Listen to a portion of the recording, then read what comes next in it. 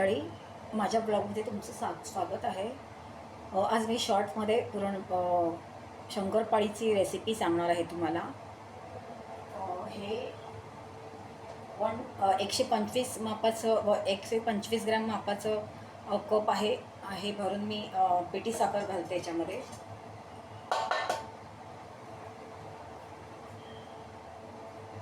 तेवढाच प्रमाणात आपल्याला 125 ml तूप वापरायचं गाईचं. हे शंकरपाळीचं प्रमाण आहे.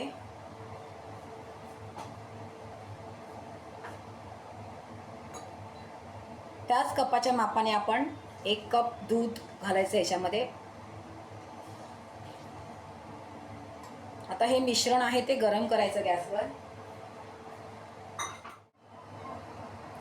साधारण अर्धा किलो मैदा घेतलाय मी. या मैद्यामध्ये 125 ग्रॅम गव्हाचं पीठ टाकायचं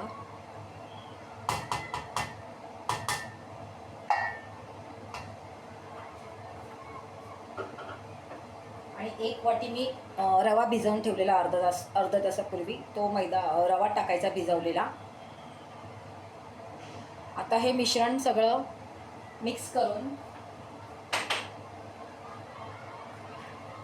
हे जे आपण मिश्रण बनवलं आहे ते मिश्रणामध्ये हे सगळं पीठ मळून घ्यायचं.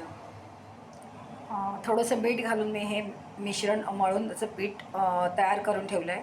आता ह्याच्या शंकरपाळ्या पाडून त्या तळायच्या.